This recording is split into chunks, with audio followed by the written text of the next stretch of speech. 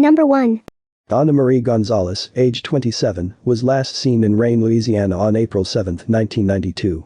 Donna had recently returned to Louisiana after spending 4 years training in an Iowa convent to become a nun. She'd ultimately had second thoughts and decided to return home. Upon her return to Louisiana, she got a job selling cancer insurance policies door to door. This job involved traveling with a group who last saw her when they were in Rayne. Once they'd completed their activities in Rayne, Donna parked her 1982 blue Pontiac Bonneville in an alleyway called Devil's Alley, which was right next to a grocery store. She got out of the car and was last seen walking down the alley. Donna's roommate became concerned when she didn't return home as planned and didn't call. She immediately knew something was wrong and contacted Donna's family, who reported Donna missing. Police located Donna's car in Devil's Alley where she'd parked it. There was no sign of a struggle, her purse and insurance papers were inside the car. A trucker came forward after seeing a flyer posted in Lafayette, Louisiana. He stated that he'd given Donna a ride from Vail, Colorado to Barstow, California. The trucker said that Donna spoke very little and only told him that she was headed to Los Angeles. At the time this tip was reported to police, there had been many purported sightings of Donna, and psychics had bombarded police with their various visions. This sighting stood out, however, because the trucker mentioned a beat-up brown briefcase that his passenger was carrying. A beat-up brown briefcase was the only item missing from Donna's car. It's not confirmed whether the woman was indeed Donna. Police then became aware of another woman, Charmaine Latterade, who vanished 6 months after Donna did. Charmaine was last seen leaving a bar in nearby Franklin with Shannon Labbage, a man she'd met at her job in a food store. He confessed to Charmaine's murder in 1997 and led police to her remains. Donna had met a man in a Rayne bar just a few days before she vanished, and police suspected that he might be the same man. The man Donna had met has not been identified. Police also looked into a satanic cult angle in both disappearances. They noted that Donna disappeared from Devil's Alley and that both disappearances fell during a known satanic ritual period just before Easter and just before Halloween. Donna's family, of course, rejected this theory, stating that Donna just wanted to save everyone's soul. They were, however, open to the possibility that Donna may have traveled to California to pursue a new religion. Number 2. Sabrina Lee Long, age 19, disappeared from Macon, Georgia on the night of August 14, 1991. She was dropped off at her stepfather's home on Ashland Drive by her boyfriend after leaving her job at Bibb Manufacturing Company. Her own car, apparently, was not working properly. It is known that Sabrina made it to the house. She called her mother between midnight and 1 a.m., according to Sabrina's mother, who had sent her to live with her stepfather, whom she was separated from. Sabrina mentioned that a neighbor had asked her to come over to look at a gift he had purchased for his mother. Sabrina asked her mother to call back if she didn't hear from her in 30 minutes. Her mother declined, saying Sabrina's call had woken her up and she was going back to sleep. When her stepfather arrived home at 3 a.m. from visiting friends, Sabrina was not there. She left behind her purse, and the book she was reading was left open on her bed. A note written by Sabrina was also found. It appeared to be an apology to her boyfriend for an argument that had taken place. Her stepfather was not initially concerned. He figured she'd spent the night with her boyfriend. He stated it wasn't unusual for him to not see Sabrina for a couple days due to work and social schedules. He became alarmed when her boyfriend called looking for her. According to Sabrina's stepfather, he spoke with a neighbor and he denied having asked Sabrina over and said he did not have a gift for his mother. This is vague, however. There is no mention of Sabrina referring to a specific neighbor. I think it's possible that the person he spoke to was not the right neighbor.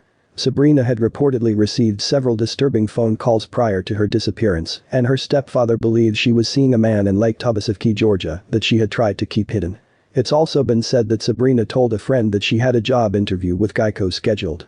Someone claiming to be from Geico called for Sabrina soon after her disappearance. Calls to Geico revealed that there was nobody working there by the name of the caller, and they were not aware of Sabrina having an interview scheduled.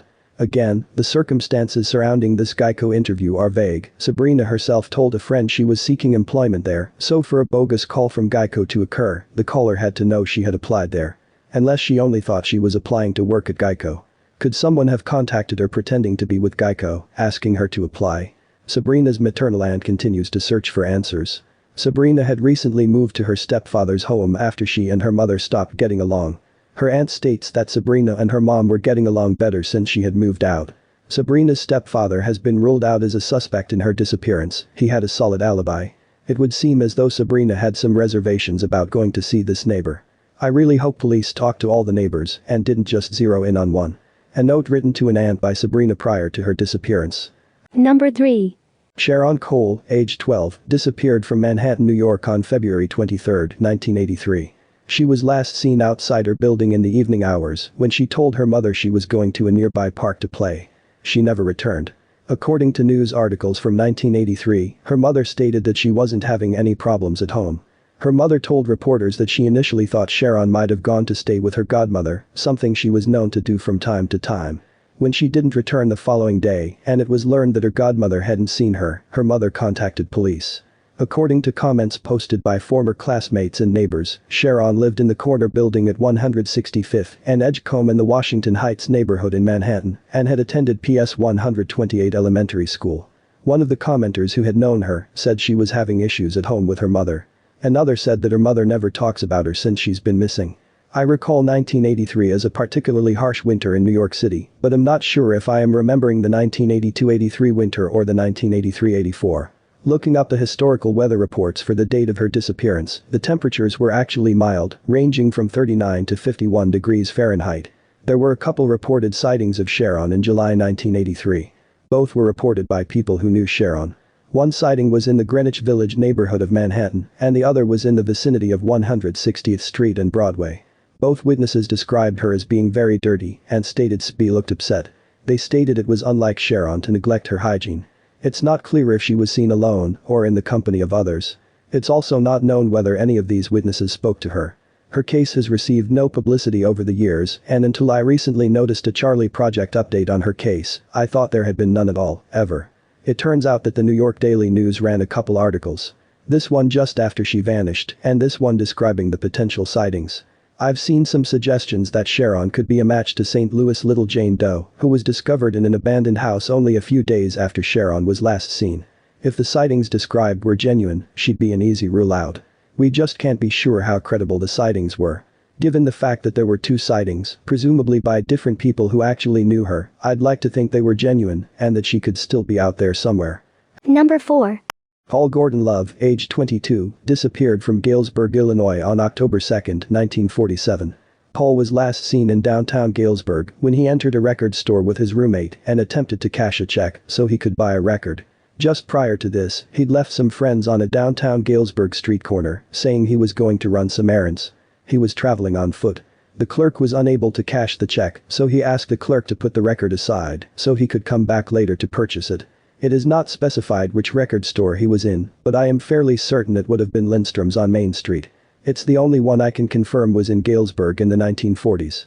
The store actually still exists to this day, although it is relocated and now sells appliances instead of records. It remains in the same family. He could possibly have been in another store called The Platter, which has been mentioned as a competitor to Lindstrom's. I cannot find any evidence that The Platter existed prior to 1959, although it's possible that it did. Paul and his friend walked to the bus stop where they'd catch a bus back to the university, but Paul suddenly decided to go back downtown alone. Paul was never seen again. Despite massive searches, no clues to his whereabouts were found. The $20 check from his mother was never cashed. He left behind $1,400 in a bank account and it was never touched. He'd also left clothing and money in his locker. Paul was a student at the University of Illinois at the time of his disappearance. He had previously served in the army during World War II. He'd mailed a letter to his parents the day before his disappearance. Although they did not receive it until after he had vanished, the letter indicated that he was in good spirits. Friends of Paul's, however, had noted some odd behavior. Paul reportedly talked about suffering from battle fatigue from his time overseas. He spoke of a mysterious Hill 606 in Italy and wanted to return there. While Paul did serve overseas during World War II, police checks of his military record showed that he was never in combat. Paul had also spoken of wanting to go to California. A friend of his from Pennsylvania had invited him on a trip to the West Coast, but Paul declined, explaining that his parents wanted him to finish school. Although initial articles indicated that groups were searching for a body, police received a letter from a Mount Pleasant, Illinois resident. The author of the letter stated that he had picked up a hitchhiker on October 8, 1947. According to the author, the hitchhiker fit Paul's description and had told him that he lived in a suburb of Chicago and was headed to Hollywood, California. It's never been confirmed that the hitchhiker was Paul. A woman had also reported to police that she'd seen a man stagger from a car to a street corner where he slumped to the ground. She then saw a few other men get out of the car and repeatedly punched the man before pulling him back into the car and speeding away toward Lake Story. She described the man as wearing a sleeveless sweater, which was not something Paul owned. The man also was not wearing glasses, as Paul normally did. Police did not believe the man was Paul, but they searched B Lake just in case. They found nothing. The woman had been a passenger in a taxi when she witnessed this, and the cab driver confirmed her story. Paul's parents and brother lived in Hinsdale, Illinois. Paul and his family had previously lived in Iowa, where his father had held executive positions within the Boy Scouts organization. Paul's maternal grandfather was a former Iowa senator. His parents at first thought him to be an amnesia victim, but later told the media that they believed he was deceased. If alive, Paul would be 95 years old today. Number 5. Darren Hillis, age 14, was last seen in Norfolk, Virginia on March 12, 1973. He left home at 7 a.m. to walk to the bus stop on Beechwood Avenue. At 9:30 a.m., his family received a call from Blair Junior High School and learned he had not arrived at school. I have not researched this case as much as I normally would because someone else has already done it. I wanted to profile this woman, Polly Penwell, because she has come up with some potential answers. It's all at a standstill, however, though I can only try to guess as to why. First, a little background on Polly. She has autism and describes her lifestyle as isolated. She admits she doesn't do well in social situations, but has found her passion in missing person cases. A few years ago, while going through NamUs, she noticed a likely match. She submitted it to NamUs and received an enthusiastic response. They did a comparison, which confirmed that Polly's suspicions were right. Michelle Garvey, who'd been reported missing from Connecticut in 1982, matched an unidentified female that had been discovered in Texas a month after her disappearance, but had remained unidentified for over 30 years. Law enforcement basically took credit for the find themselves, telling media only that they were able to locate her due to advances in DNA. While Polly was understandably disappointed by the lack of acknowledgement in the media, at least Michelle was found and her family now had answers. Then we come to Darren Hillis, the 14-year-old boy who disappeared back in 1973 while walking to the bus stop in Norfolk, Virginia. Polly discovered a Polaroid photo which had been found among possessions related to a serial killer named Dean Corll. The boy in the photograph bears a strong resemblance to Darren and is, according to Polly, wearing the same red pants with white stripes that Darren was reported to be wearing when he left home the morning of his disappearance. Personally, I can't make out the colors on the pants. Dean Corll, also known as the Candyman, was a serial killer from Houston, Texas. His victims were teenage boys, and he paid 2 accomplices for bringing him boys. Eventually, the accomplices turned on him, with one of them ultimately killing Corll. The photo was found among the belongings of one of the accomplices. The accomplice did not recognize the boy.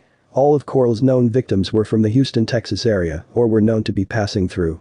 Darren, if he is indeed a victim of Corll, would be the first indication that Corll traveled out of state to abduct victims. Polly has discovered that there was a period of a few months that Corll had appeared to stop abducting boys, at least in Houston, and Darren's disappearance falls within that time frame. Digging further, Polly also found that there is a location where Corll buried victims that was pointed out by one of his former accomplices. This area has not been searched, in spite of Polly's urging that Darren could be buried there. Law enforcement has refused to search the area for unknown reasons. Polly theorizes that they simply don't want bad publicity.